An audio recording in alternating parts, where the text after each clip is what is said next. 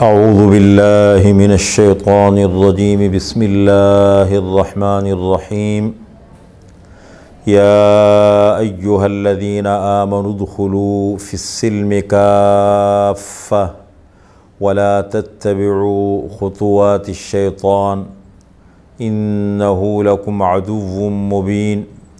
فَإِن زَلَلْتُم مِّن بَعْدِ مَا جَاءَتْكُمُ الْبَيِّنَاتُ فَاعْلَمُوا أَنَّ اللَّهَ عَزِيزٌ حَكِيمٌ یا ایہا الذین آمنوا اے ایمان والو ادخلوا داخل ہو جاؤ فی السلم اسلام میں کافۃً پورے کے پورے ولا تتبعوا خطوات الشیطان اور شیطان کے قدموں کی پیروی نہ کرو انہ لکم عدو مبین بے شک وہ شیطان تمہارا کھلا دشمن ہے فَإِن زَلَلْتُم مِّن بَعْدِ مَا جَاءَتْكُمُ الْبَيِّنَاتُ پس اگر روشن اور واضح احکام آنے کے بعد تم پھسل گئے فَاعْلَمُوا أَنَّ اللَّهَ عَزِيزٌ حَكِيمٌ پس جان لو کہ بے شک اللہ تعالی غالب ہے حکمت والا ہے۔ یہ چھٹا یا ایہا الذین آمنوا ہے، اس میں اللہ تعالی نے مسلمانوں کو یہ تعلیم دی ہے اور یہ حکم دیا ہے کہ اسلام میں مکمل طور پر داخل ہو جاؤ، اور ان آیات کا پس منظر یہ ہے کہ حضرت عبداللہ بن سلام رضی اللہ تعالی عنہ یہ یہود کے سب سے بڑے عالم تھے مدینہ منورہ میں۔ آپ صلی اللہ علیہ وسلم جب مکہ مکرمہ سے ہجرت فرما کر کے مدینہ منورہ تشریف لے گئے تو یہود کی ایک بڑی آبادی تھی، بلکہ جزیرۃ العرب میں مردم شماری کے اعتبار سے دوسری بڑی تعداد یہود کی تھی۔ اس لیے سب سے زیادہ قرآن کریم میں حضرت موسیٰ علیہ السلام کا ذکر ملتا ہے انبیاء میں۔ وجہ اس کی یہ ہے کہ جزیرۃ العرب میں دوسری بڑی تعداد تھی یہود کی۔ یہ پڑھے لکھے لوگ تھے، دنیاوی اعتبار سے بھی، مذہب کا علم بھی رکھتے تھے، اور معاشی اعتبار سے بڑے مستحکم لوگ تھے۔ تو آپ صلی اللہ علیہ وسلم جب ہجرت فرما کر کے مدینہ تشریف لے گئے تو ان کے بڑے بڑے 3 قبیلے آباد تھے، بنو قریظہ، بنو نذیر، بنو قینقاع، اور اس کے علاوہ اطراف مدینہ میں بھی بڑی تعداد میں آباد تھے۔ پھر مدینہ منورہ سے دور ان کا ایک بڑا مرکز تھا خیبر کے نام سے، تو بڑے مضبوط لوگ تھے، بڑے بڑے علماء تھے ان کے پاس۔ سب سے بڑے عالم ان کے تھے حضرت عبداللہ ابن سلام رضی اللہ عنہ، جو مسلمان ہو گئے، بڑے انصاف پسند آدمی تھے اور توریت کے سب سے بڑے عالم تھے۔ اور جب آپ صلی اللہ علیہ وسلم ہجرت فرما کر کے مدینہ تشریف لے گئے تو یہ آپ صلی اللہ علیہ وسلم کی خدمت میں آئے، اور آپ صلی اللہ علیہ وسلم جس مجلس میں تشریف فرما تھے، آپ صلی اللہ علیہ وسلم کے چہرے پر جب ان کی نظر پڑی تو اس وقت آپ صلی اللہ علیہ وسلم یہ حدیث بیان فرما رہے تھے صحابہ کو، جو آس پاس لوگ تھے، مجمع موجود تھا، تو آپ صلی اللہ علیہ وسلم یوں بیان فرما رہے تھے، ایھا الناس، اے لوگو، افشوا السلام، سلام کو پھیلاؤ، سلام کو عام کرو، واطعموا الطعام، اور غریبوں کو کھلاؤ، اللہ کی راہ میں لوگوں کو کھلاؤ، وصلوا الارحام، اور صلہ رحیمی کو قائم کرو، وصلوا باللیل والناس نیام، اور راتوں کو اٹھ کر کے اللہ کے سامنے نماز پڑھا کرو، تدخلوا الجنت بسلام، سلامتی کے ساتھ جنت میں داخل ہو جاؤ۔ تو یہ آپ صلی اللہ علیہ وسلم کی زبان مبارک پہ یہ الفاظ تھے۔ جیسے ان کی نظر آپ صلی اللہ علیہ وسلم کے چہرے مبارک پر پڑی تو فوراً انہوں نے کلمہ پڑھا اور مسلمان ہو گئے، اور پھر آپ صلی اللہ علیہ وسلم سے کہنے لگے، اے اللہ کے رسول، میں تو یہود میں رہتا ہوں، ان کا بڑا عالم ہوں، مجھ پر بہت زیادہ اعتماد کرتے ہیں، یہ بڑے ظالم لوگ ہیں، بڑے ضدی لوگ ہیں، آپ ایسے کر لیں کہ میں کچھ لوگوں کا نام دیتا ہوں، ان کو بلائیں آپ، کچھ جو ان کے سرکردہ لوگ ہیں، کچھ علماء ہیں، کچھ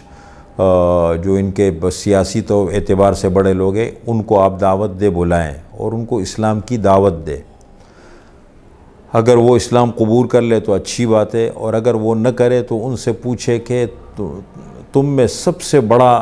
قابل اعتماد بندہ کون ہے، جو تمہارے دین کا علم بھی جانتا ہے، قابل اعتماد بھی ہے، تو یہ آپ کو میرے بارے میں بتائیں گے۔ تو ان سے کہو کہ اگر عبداللہ ابن سلام کلمہ پڑھ لیتا ہے، مسلمان ایمان لے آتا ہے، تو پھر کیا کرو گے؟ تو پھر دیکھیں یہ کیا کہتے ہیں۔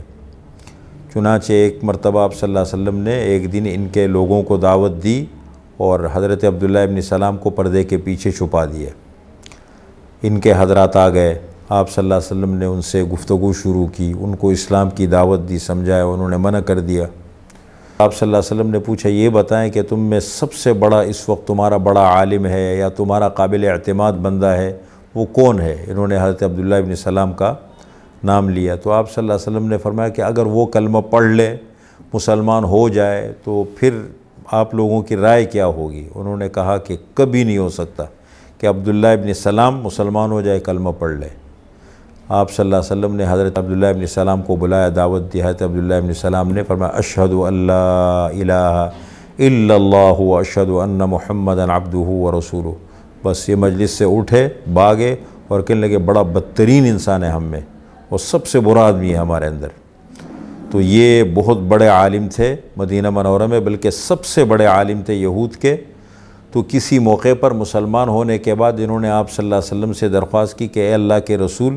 ہم تو الحمدللہ اسلام قبول کر چکے ہیں، ایمان لا چکے ہیں، اب اگر ہم اس طریقے سے کر لیں، پرانا دین بھی ہمارا برحق تھا، اگر ہم یوں کر لیں کہ کچھ وہاں کے جو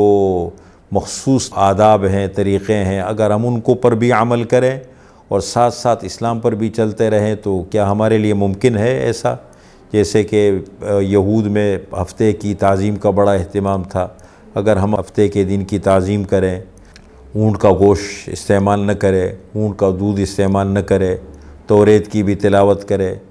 تو اگر ہم یہ کر لیں تو ہمارے لیے گنجائش بنتی ہے یا نہیں؟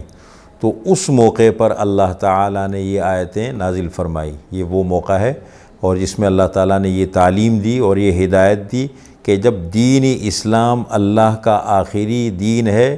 اور رسول اللہ صلی اللہ علیہ وسلم اللہ کے آخری پیغمبر ہے، تو اب کسی کے لیے یہ گنجائش نہیں ہے، اس لیے کہ وقت کے پیغمبر پر ایمان لانا اور ان کی پیروی کرنا یہ اصل دین ہوتا ہے، اور دین کی اساس اور بنیاد ہے اتباع سنت۔ یعنی سب سے بڑا مشکل کام انسان کے لیے ہوتا ہے، سب مانتے ہیں کہ قرآن کریم اللہ کی کتاب ہے، سب مانتے ہیں کہ رسول اللہ صلی اللہ علیہ وسلم اللہ کے پیغمبر ہے،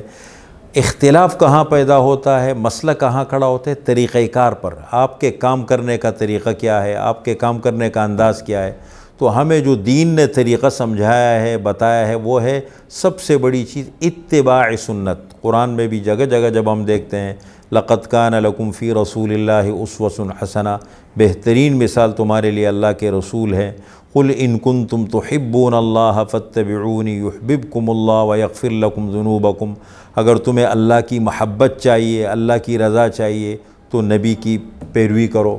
اللہ تعالیٰ تمہارے گناہ بھی بخش دیں گے اور تم سے محبت بھی کریں گے۔ تو سب سے بنیادی چیز یہ ہے، اس لیے حضرت عبداللہ ابن سلام رضی اللہ عنہ نے جب یہ بات کی تو اللہ نے یہ آیتیں نازل فرمائی اور فرمایا یا ایھا الذین آمنوا، اے ایمان والو، ادخلوا، داخل ہو جاؤ، فی السلم، اسلام میں، کافتاً، پورے کے پورے، مکمل اسلام میں آ جاؤ، اعتقاداً،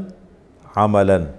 ظاہراً، باطناً۔ پھر انسان عمل کتنا کرتا ہے یا نہیں، لیکن اسلام کو دل و جان سے مکمل طور پر تسلیم کرے اور قبول کرے۔